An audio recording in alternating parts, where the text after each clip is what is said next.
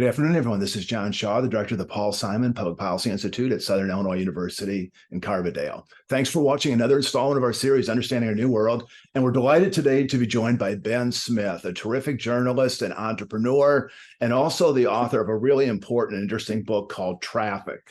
The subtitle is Genius, Rivalry, and Delusion, and the Billion-Dollar Race to Go Viral. Ben is also the co-founder of a really important new company called Semaphore, and we're going to talk about that and traffic primarily. Let me tell you a little bit about Ben. He grew up in New York City. He went to Yale University, had a terrific career in journalism. He's done about everything. He's actually started out in this part of the world working for the Indianapolis Star. Then he went to Europe working for the Baltic Times and the Wall Street Journal Europe, and then worked for several really important New York newspapers, New York Sun, New York Observer, New York Daily News, was a reporter at Politico for a number of years, and then for about a decade was editor-in-chief of BuzzFeed News, and left that to become the media correspondent for the New York Times, and then left that to be the co-founder of Semaphore. So doing really important work, and Ben is joining us from his office in New York City. So good afternoon, Ben. Thank you so much for having me, John. Great. Well, Ben, as I was reading about your background, I was thinking, one of the kind of job requirements for a journalist is to kind of, sift through conflicting narratives and complicated information and try to kind of ascertain what the truth is. And I smiled as I read about your background because I think your dad is a kind of a conservative Republican, your mom a liberal Democrat. At the dinner table, were there a lot of sort of conflicting narratives and arguments? I mean, was political discussion part of how you grew up? Yeah, I think actually maybe it's not that unusual for political journalists to grow up in environments where, people they care about have very deep differences about politics, and it kind of leaves you sort of relatively open to the notion that people who disagree with each other can be in good faith. Great. And I was also intrigued in reading about your background. One of your grandfathers was a writer and actually was a ghostwriter for Mickey Mantle's memoir, and I think also Tommy John. Is that right? Yeah, there was a copy of Mickey Mantle's memoir, like a galley, lying around when I was a kid, and in the way of ball players, ghostwriters, like I don't think he'd read the thing at all. It just said, "Looks good, Mickey." Like that was the only note. And your grandmother was fictionalization. Pardon me? I think there was some heavy fictionalization. Okay. And then your grandmother, as I understand it, was a Mark Twain expert. Is that right? Yeah, that's right. Did you have any family trips to Hannibal or anything like that? Or I mean, would she talk about Twain? No, I didn't really know her, but we definitely read a lot of Mark Twain and heard a lot of Mark Twain growing up, for sure. Well, let's talk about, you went to Yale and you studied linguistics there, and that struck me as kind of an esoteric discipline. How did you decide to study linguistics? Oh, I mean, honestly, it was a terrible mistake. Like, I wanted to be a journalist, and I always tell people not to study linguistics now because I kind of thought it would ladder up to language and journalism and things like that, and never did. It was always basically math, and felt totally useless. Although, funny story, now all the people I went to school with are running AI and machine translation companies, because did turn out that like language models were a thing, but not my thing.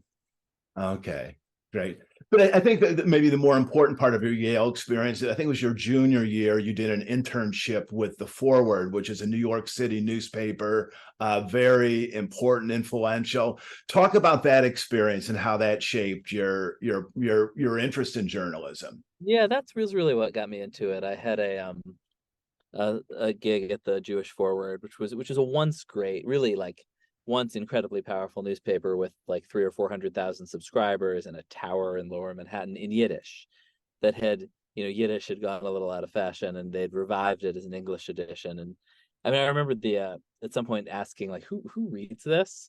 And the answer was, well, it's two Jews, but it's the right two Jews, and that was kind of the idea. But it was run by this brilliant editor who'd been the foreign editor of the Wall Street Journal named Seth Lipsky. And I just got kind of hooked on political reporting, really covered state Senate races, sort of understand just, it's a very strange business, as you know, covering politics. But partly because the media is very intertwined in it. It's pretty. It was just, I found it kind of endlessly fascinating, and went on to kind of look for jobs like that. Well, I want to jump into political journalism in just a second, but I noticed in your bio that your first job, I think, out of college was with the Indianapolis Star and kind of the city government or crime beat. Is that right? Yeah. We had Carl Hulse from the New York Times here on campus a couple months ago, and he was regaling us with stories. He's from Illinois, and began working for newspapers, small town newspapers in Illinois.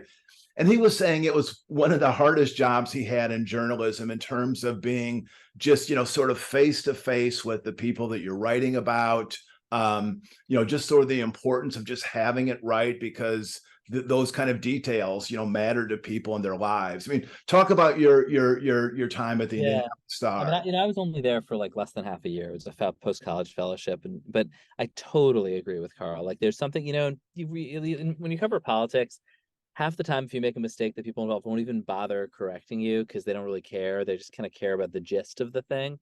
Whereas, as you say, like, you're writing about somebody, who's lost a loved one, somebody who's being thrown in jail. The details really, really matter. And the people, you're face to face with people for whom these stories are incredibly important, and sort of meeting people on the worst days of their lives. And it does teach you a kind of discipline in the reporting that I think that people who come up sort of covering hazier national stuff like never really learn. Or it's harder to learn, just that like you have to sort of ground it in this underlying reality. Well, let's talk about political reporting, because that you did it during your time in Europe, but especially when you, as I understand your career in New York, you were, I think, covering City Hall for a number of newspapers. And in your book, you talk about being fixated with political journalism and the rush of breaking news. Talk about that kind of initial experience in covering New York city politics, and it may have extended to state as well. But talk about that initial experience in terms of whetting your interest in and passion for political journalism. I mean, for me, actually, like, I mean, I always liked it in a fairly conventional way, but it was really, I mean, this sort of segues into the book, I guess, but the sort of rise of, I sort of happened to be covering New York City Hall at the moment when these, when I, in 2000, and I guess 2004, reading all these blogs about national politics and thinking like, wouldn't it be cool if there was something in local politics like this, in terms of just like how live the conversation was, how directly you're talking to people. I mean, it really was this moment when if you didn't, control a printing press or a broadcast tower, you really no way of communicating with lots of people on the internet. It was just in the early stages of blowing that up. And so, and particularly with politics, which in its way is the same, like, you're talking to the right two Jews sort of a beat. You're talking at first to your sources, and to a relatively small world of people who are intensely, intensely interested. And I remember thinking, if I can get 100 people a day to read this thing, like that'll be pretty successful. And it like blew my mind when I hit 1,000. There was this sort of immediacy to digital journalism that was very addicting, honestly. And like, for better and for worse, I think a lot of the stuff that people who were on the internet in 2003, 4, and 5, and 6 felt, just the sort of, like, it's just you're talking so directly to people, and you kind of know, and they talk right back to you, and you're sort of face to face with your readers in a way that with television or with print was sort of mediated. Is really compelling. Like, what you want to do is tell people stories, like you're just doing it the most direct imaginable way. And so I found that sort of really got me hooked.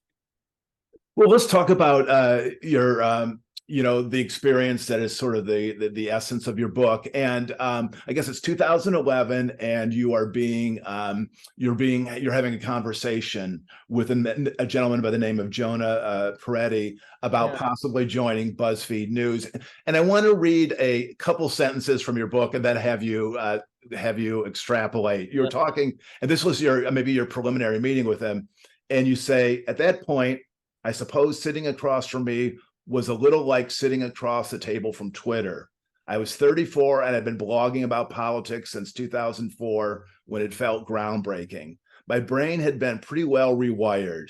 I spent my distracted days only half listening to people I was talking to or the politicians I was covering. what was happening on Twitter often felt more real than the person in front of me. But in moments of lucidity between bites, this is your lunch, I told Jonah about politics, about the rush I've always gotten from breaking news, and how I'd seen Twitter replace individual blogs like mine as a place people follow news throughout the day. So, I mean, tell us about that conversation. And then also, as I understand it, your initial inclination was to decline. I think maybe you went back and talked to your wife, who urged you to reassess. And so, talk about the decision to make the plunge and to take the position at BuzzFeed News. Yeah, I mean, so it really was that, the blogs, and it's funny, like blogs, which felt like this new technology back then, now feel like I'm talking about some lost world, but had felt really groundbreaking.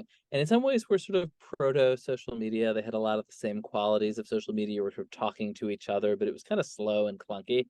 Um, and by like, yeah, 2011, you could feel that the people um, reading your blog, your sources, the people you were writing about, other journalists you were competing with, they all they'd all moved to Twitter.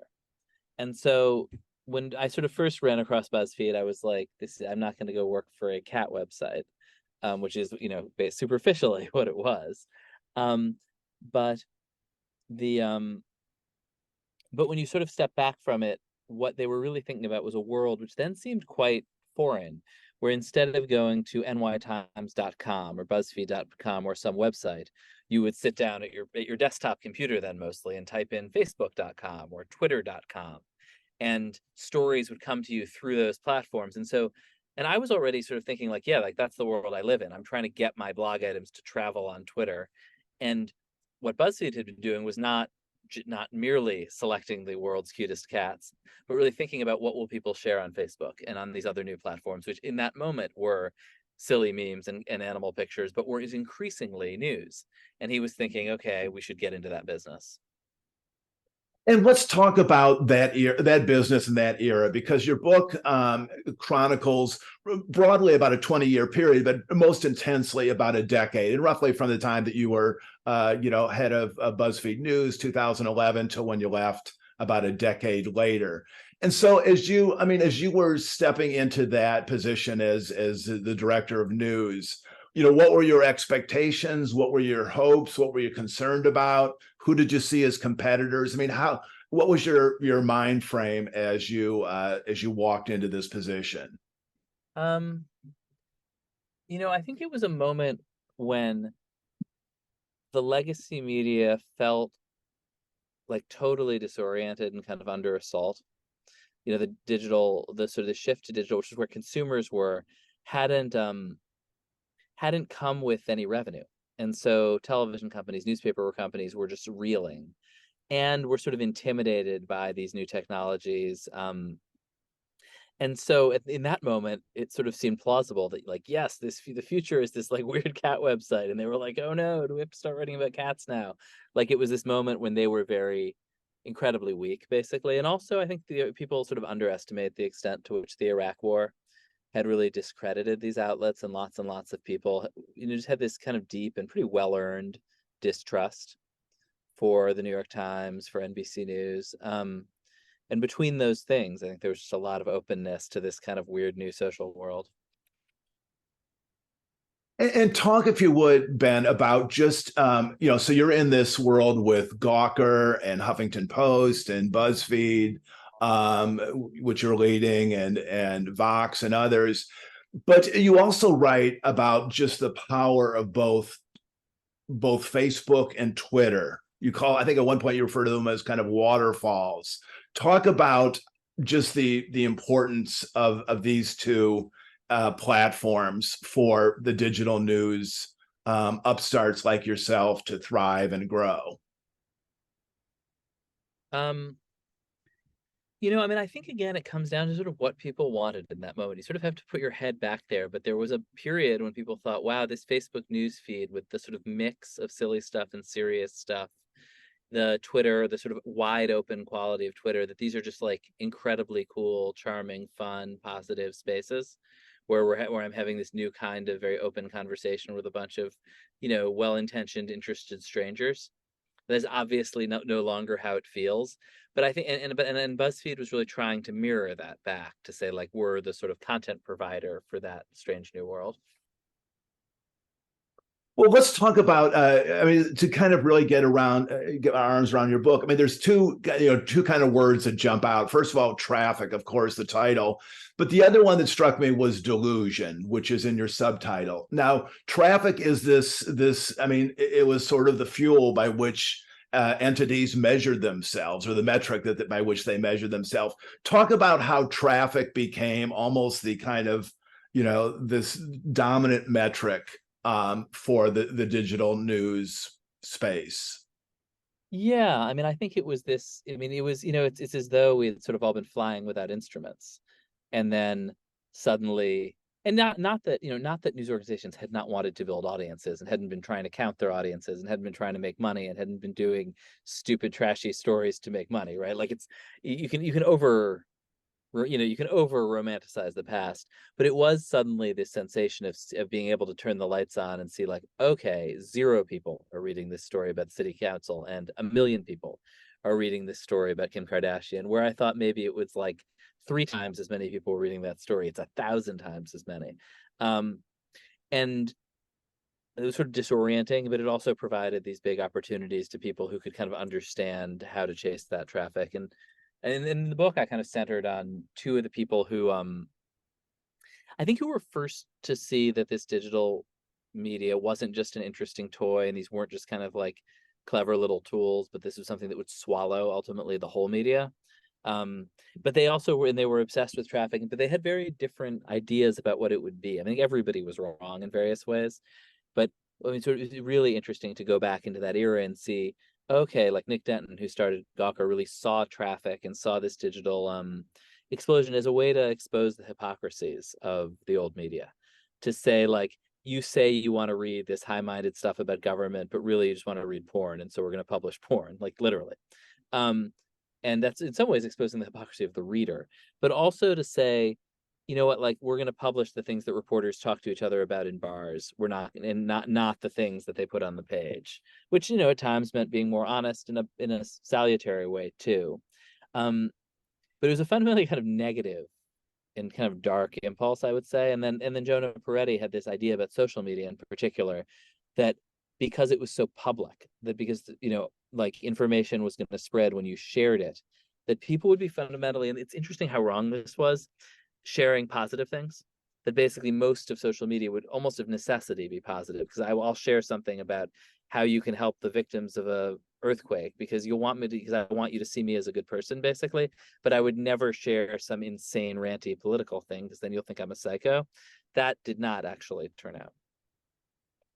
And so, yeah, I mean, but let's talk about the delusion piece too, because as the book chronicles, I mean, the focus on traffic became extremely intense, and it seemed that at times, traffic became an end unto itself, and even for people who are running news organizations, it wasn't always clear that traffic then equated to revenues or to profits. So, talk about what you meant, particularly in that subtitle about the word delusion. I mean, I think it's, I mean, I think in this particular moment, it's very easy to say, wow, this stuff didn't work out. Like, the sort of central protagonists of this early internet moment, Vice and BuzzFeed, probably the biggest brands, Gawker, a dozen others. A lot of them are out of business. A lot of them are kind of much reduced. And these were companies that were reaching like hundreds of millions of people every month or more, for this period in the 2010s. And I do think, the question is sort of like, what happened? And there were big cultural trends that I think kind of swamped them. This new right-wing populism that made the internet a much less sort of like safe and fun place. The decisions made by the platforms to basically monopolize the revenue that was coming through. I mean, one of the big things that I don't know if this was a delusion or just turned out to be incorrect, but something that I've been asked a lot is just, what were investors thinking putting hundreds of millions of dollars into these businesses? Because very sophisticated investors, places like Disney and NBC, invested very heavily in these new companies. And it's interesting to go back, and what they thought was that the birth of these digital platforms was like the birth of cable. And cable had been this huge media revolution in the 80s, and a lot of the people involved had been around at the birth of MTV. And what they found was these guys, cable guys, laid wires in the ground, and then realized that to charge people to connect those wires, they need to have stuff on them, and that they'd have to pay a lot for it. And companies like ESPN, like MTV, like Comedy Central, all the cable channels, CNN, grew out of that essentially kind of like business alignment, where the people who owned the infrastructure realized they needed to share the money with the people who made the content. And we all thought, okay, that's how social media is going to go. Facebook, Twitter, Snap, Pinterest are going to wind up paying companies like BuzzFeed to make content for them. That did not happen, and that was the biggest. That was sort of the big mistake, I think, that these investors in these companies made. Well, Ben, one of my favorite chapters in your book is about Disney. And that was, a pivotal moment because, BuzzFeed was in conversations with Disney, and Disney was very serious about acquiring BuzzFeed. And you tell a wonderful story about being part of a team that went to Los Angeles to have talks. And you describe a visit to Bob Iger's office in Burbank, California. And I want to read a couple sentences and maybe have you reflect on it. You said, Iger met us at the top of the elevator in the softly lit executive floor. He was alone, relaxed, wearing a sweater, and acting like an uncle who was thrilled you made it in time for Thanksgiving dinner. And then you went on to say the event had the false informality of all contemporary business meetings. And then you talk really vividly about the way that Jonah and Iger kind of went back and forth and, were kind of sizing each other up and repeating talking points and so forth. Talk about that meeting. I mean, just the atmospherics are sort of fun, but also the consequences, because I think at that point, Disney was willing to spend like $450 million or so to purchase BuzzFeed. Is that right? Yeah. More. So it wound up like 600 million. Yeah. Well, talk about that meeting. I mean, was that, just as like a journalist and observer, was this like, man, this is just, I can't believe I'm here in this context, or? Yeah, I mean, it's a world I'd never really set foot in. I mean, I'm, as you say, a journalist and not someone who'd been in these kind of boardrooms. Although I think at the time, it's just so hard to get your head back there. We were on top of the world, we're growing like crazy, and felt like the future sort of belonged to us, and had almost a patronizing attitude toward these flailing old media types with their studio lots and their theme parks. Mm-hmm. Well, Ben, one of, I think, the really compelling chapters too is your chapter on the New York Times. And I want to read a sentence or two and then have you talk about that. You said, as I write this book, the New York Times is the most successful news business in the world, one that has absorbed many of the stars of Gawker and BuzzFeed and their digital rivals. But at the end of the first decade of the 21st century, the Times was something of a laughingstock. And talk in particular about someone who I had never heard of until I read your book, David Perpich, who was I think we could say kind of a visionary at the Times, who was able to sort of see where the future lay, and to really kind of engineer or lead a major shift at the Times. Talk about how the Times adapted, and led by Perpich, and how that had consequence for the whole kind of space. Yeah, I mean, it was so interesting. I definitely didn't kind of come to writing a book about the internet thinking that the sort of winner would be the New York Times. But and nor did I really like set out to write some sort of business school case study. But one of the really, really interesting things in writing about the Times was seeing how they had they had sort of held on to their core identity as this great source of great journalism, right? Through as everybody else had been frantically chasing digital trends, and had survived to the point where people were barely survived, really, but that ultimately to the moment where people were willing to pay for subscriptions. Because the reason they couldn't sell subscriptions in 2000 wasn't because people didn't want to pay for them. It's just like you didn't have a phone you could pay for things on. Spotify didn't exist, Netflix didn't exist, or it wasn't selling digital subscriptions. The notion of paying money on the internet for media was new. And the Times sort of weathered that moment, and then slowly and sort of painfully had to bring itself into this new digital era.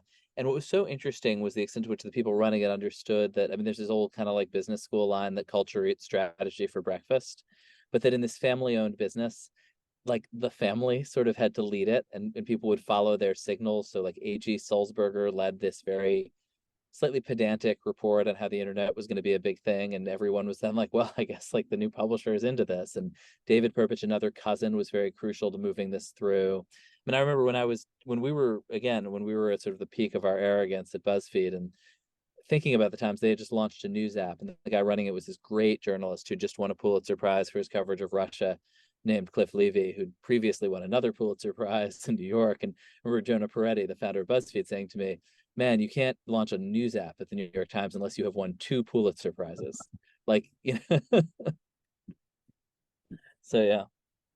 So they were able to affect this transformation, which has put them in an extremely kind of solid place.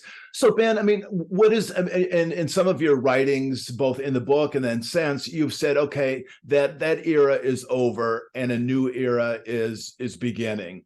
So what is the new era? What obviously we'll talk in just a second about your new company, which I presume is part of this new era. But where do you see this moment right now? This is a really unusual. I mean, I guess I think the thing that's happening now is basically fragmentation. And I think there are a lot of you can't quite put I mean, I think in the last 10 years, if you said what's happening in media, the answer was social media, Facebook, Twitter, absorbing everything.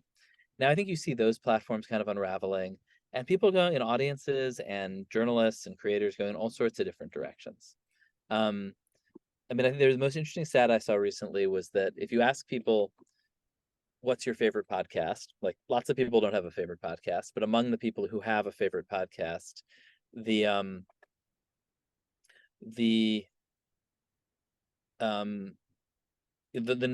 largest number, say in the US, say Joe Rogan is their favorite podcast, but the number who say that is just 5% of that smaller number. So it's a, you know, it's a sort of space in which the largest entrant is sub 5% and everybody else is smaller. So it's a very, very fragmented universe where people are hearing in smaller quantities from voices they trust, not as much in these sort of huge central consolidated public squares. Well, so as you left BuzzFeed in 2021, I think it was, you became the media columnist for the New York Times, wrote some terrific stories. I remember reading them.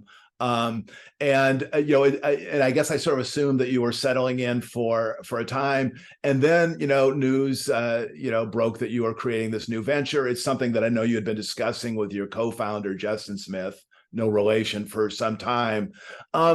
Talk about what you're trying to do. How do you establish yourself in this fragmenting media environment? I mean, it's very different from the social media moment when you're just trying to sort of reach as many people as possible and touch them lightly and hope that you can get them again tomorrow. I mean, here we're very focused on building kind of one-to-one connections with our audience. Hope folks will sign up for our newsletters at semaphore.com. And, and to do it in niches where we're talking to people who are very, very plugged in or very, very interested in those spaces. So that's politics, technology, finance, media. Well, in your note on the website explaining the mission of Semaphore, you say readers, listeners, and viewers are drowning in a stew of assertions and opinions. And you've asked people in polls and private conversations what they think of this media environment. They'll tell you they hate it. They're overwhelmed, disoriented, and don't know what to trust. So talk about what you're doing, particularly in the sense of trying to combat this feeling of being overwhelmed, and also what you're doing, what sort of techniques you've embraced to give your newsletters and your articles a sense of kind of authenticity and something that people can trust? I mean, I guess I would say, two things. And the biggest one really is just coming from a place of transparency. You should know, the reporter these stories are produced by humans still. And particularly beat reporters know a lot and have opinions about what the stuff they're writing about. I don't mean sort of partisan political opinions. I mean more analytical opinions that routinely, and I remember, I'm sure when you were a journalist, you sort of have to smuggle it into a story by way of picking and choosing adjectives and quotes. And I think, we want you to know who you're hearing from and like hire great reporters who you do want to hear directly from. Then we want to say, and we do this in our format, here's the news, here's my opinion, or here's my take. Well, I mean, I was thinking about it just in the context of the debt limit stories that have been, that played out over the last month or so. And I remember I covered the debt limit for many, many years. And, I would write what the protagonists were saying, but then I would try to find ways, I mean, in this context to say, President Biden said he won't negotiate, but in fact, all presidents, ultimately do have to negotiate on a debt limit. And McCarthy says he won't back down, but he's being pressured by Wall Street and the financial markets to compromise. So those are the things that you put in your story, fairly deep in. But what you do is you just label them as reporters' observations or something like that. Yeah, that is. Yeah, but yes, we try to sort of deconstruct this kind of black box of the news article and sort of tell you what's in it, and also to, leave room for disagreement and bring in points of view that might disagree with ours or from other parts of the world. Well, earlier you had mentioned about, I think it was in the context of the New York Times, saying that culture eats strategy for lunch. What sort of culture are you trying to develop at Semaphore? What is the kind of animating culture that you hope marks your news organization? Yeah, I mean, our sort of watchwords are transparency and I guess kind of a global outlook. And so, we've hired very globally, and we do try to sort of be very transparent internally as externally when we have disagreements about stories, to try to air them in the stories where we can, actually, rather than try to resolve every disagreement internally. In your book, you mentioned that you said every presidential campaign cycle is defined by a news outlet. We're still a year and a half away from this presidential election, but what presumably Semaphore wants to be part of that. But I mean, how does that comment? How do you apply it to what's unfolding now? Yeah, it's a really good question. I mean, something I think about a lot. My reporter covering Trump had a huge story that's been leading the Drudge Report all day. So I would say that I think we're sort of in a good place on this right now. But I do think that politicians are themselves obsessed with communications, obsessed with media, and so they're very interested in what's new, in how to, and maybe more irrationally interested in it. And so politics does often find ways to wrap itself around communications technologies. I'm sure they're all obsessing right now about how to use AI, although no doubt it'll end in tears. Well, I'm glad you mentioned that, because I'd like to go to a couple of questions that have been emailed in. And the first one says, what are the practical ways that AI will shape the development of your new company? How are you thinking about AI in terms of building a new company? I mean, I think it's an incredible tool for, I mean, actually, like we use it to copy edit quite a bit. It's good for that. And again, it's pretty low end. Like, I think if people use the tool Grammarly, which is sort of I don't know if you'd call it AI or not. That's a bit of a labeling question, but I don't think very useful tool to avoid having typos. I don't think anybody thinks Grammarly is going to have like robots on street corners gunning people down anytime soon. And so there are these tools. I think the other really quite amazing tool is is sort of video editing and animation, which is prohibitively expensive for news organizations. News organizations just don't use animation because it costs thousands and thousands of dollars a minute. And if you watch a Disney movie, there's like 10 pages that list the 10,000 animators who worked on it. Like AI, this brings with it all sorts of concerns about deepfakes, but certainly like democratizes these tools. And in fact, if you looked at Everything Everywhere All at Once, which is a great movie, which won the Academy Awards this year, they had like 7 animators, and that's because they were using these tools that just essentially bring the cost of production down, in a way that I find pretty interesting, and means that there are interesting things to be created. I also think sometimes there's too much of a premium on writing in journalism, that ultimately like the core job is getting to the bottom of things, understanding them, finding facts nobody else knows. And if you're not a great writer and some tool can help you be a better writer, that's fine with me. But I do think readers ultimately want to hear from humans, not from AI. And that people, and I think some of the sort of talk of how AI is going to swallow journalism hasn't really like checked in with how consumers and readers act, because I don't think people are like, I would like all my news from a bot. And then there are also quite scary things. I mean, to me, the most immediately alarming one is the voice imitation, which can be great. Like, you could read all my stories out loud in my own voice in Hindi, like handy, right? If that's what you want. But also means you could record me for 3 seconds and then, essentially continue me speaking, and, call my wife and tell her I lost my credit card number and get it from her. And I think, you're going to wind up needing code words with your family and stuff, which is pretty scary. Then we have another question about how Instagram and TikTok work in the news space. Are these, do you view them as sort of vehicles to convey news, or how do you view them? I mean, short video is obviously the sort of dominant form of media right now, and I think largely entertainment, but media is always largely entertainment. And I think TikTok in particular is this incredible juggernaut. But it's not mostly news, and the economics of those platforms really don't support original news gathering. Vice News, in fact, had really a fabulous TikTok account that it happily went bankrupt while maintaining, or not happily, but and so there's not a lot of original journalism happening on those platforms, but there's a lot of stuff that is sort of journalism adjacent, like the kind of like, I'm going to tell you a spooky story about what happened underneath this bridge kind of stuff, food reviews. I don't know, we'll sort of see where it goes. But I think for a lot of journalism, text is actually a pretty good way to communicate information, probably not going away. Well, Ben, let's talk for just a couple minutes in conclusion about this book, your book Traffic, and kind of and just maybe the sense of how you came to write it. I know you had lived through a really intense, traumatic, interesting, exciting, exhilarating time.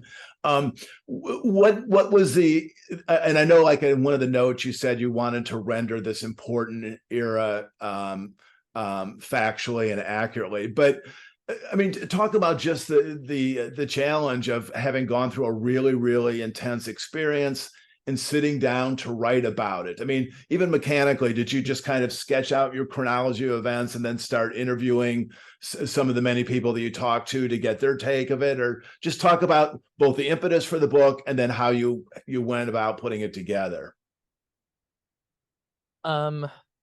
Yeah, I mean, for me, the thing is, it's funny because the first half of this book was all stuff that I was not really involved in. I had been a blogger and I'd copied a lot of what Gawker was doing, sort of in a sort of formal way, but I hadn't known those people. I'd been, a few blocks away in Manhattan doing something different. And so much of where things emerge from are always scenes, and these are people who, know each other and in a tiny little world. And so for me, it was actually incredibly interesting to go back and sort of to this world where I'd been on sort of the outside of the glass looking in, and kind of get to figure, report it out and talk to all the people who I'd been reading but not really known at the time. Yeah, and then actually it felt quite different to report on the things that I was involved in, although one of the things that you realize, you read about how unreliable eyewitness testimony is. And I hired a great fact checker to help me with the book in the final stages, and all of my worst errors were things that I thought I personally remembered. Were things about like where my like first person, I was there at the time, memory was wrong, rather than stuff other people had told me wrong. Was it, and then in terms of like interviewing others, were you, I mean, because I think actually, particularly with Jonah and maybe Nick, a number of the interviews were done even via text. In fact, you say that you'd like to maybe explore an app that would be used to help these kind of texts be more useful for book writing. But I mean, so what was the mix between just kind of quick back and forth and just kind of long sit down conversations with people about their recollection of things? I had a lot of very long conversations with people. There would also been, these people are all writers and bloggers and had written at great length. The one person who wouldn't talk to me was a guy who'd run Deadspin for a while and had a horrible time of it, and he now writes a blog about sobriety, not disconnected. He had been writing this very beautiful newsletter for years that I kind of mined. People, there had been oral histories through the years written, so there's a lot out there. And then I talked, to dozens and dozens of people at great length. Jonah Peretti, my old boss, was very kind of open about just, sharing emails and things with me, and letting me use things that had been confidential at the time. Denton, who I didn't really know but had always sort of followed, did not participate in a normal way, but I think this was normal for him. He just happily responded to text messages for 2 years of all sorts of random questions about things that had happened 20 years earlier. And then at the end, I shared with him a Google Doc with a bunch of questions and fact checks, which he contributed to, but I never spoke to him. Yeah. Well, let me just ask you finally, in terms of, what brings you kind of joy and professional fulfillment. I mean, talk about the various, the various satisfactions you get from political reporting, editing, running a news organization, being an entrepreneur. It seems like you've done all of these things. I mean, what gives you the most pure satisfaction? I love breaking news. I mean, honestly, like I'm really a news hound, and you can have whatever theory you want about how news is best delivered and how people will consume it, I have a lot of theories, but if you don't have news in it, you're never really going to be able to test that theory. And so I love reporting still.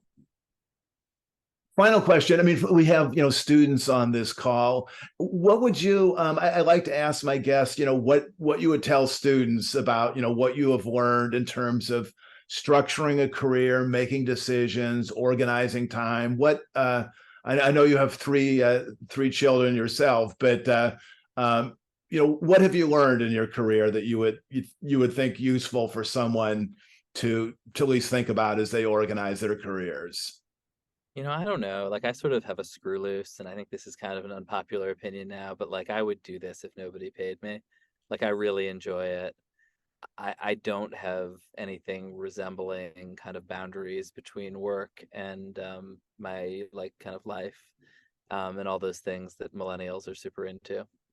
I mean, I love spending time with my kids and spend a lot of it, but half the time I'm talking about some story and trying to get them to help me with it. Great.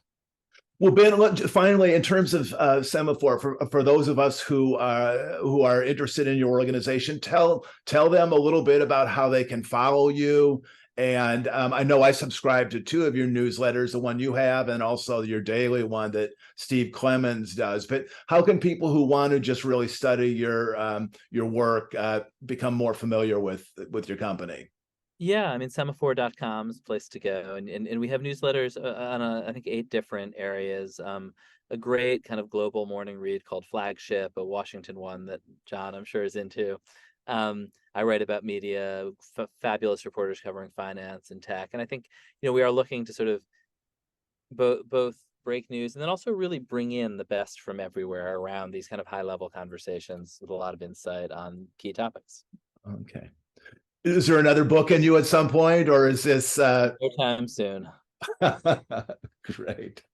Well, Ben, thank you so much. It's been a great conversation, and I've enjoyed following your work. And I look forward to continuing to follow Semaphore and follow the 2024 campaign through your reporting as well. Awesome. Well, thank you for having me, and it's so nice to meet you. Great. Thank you.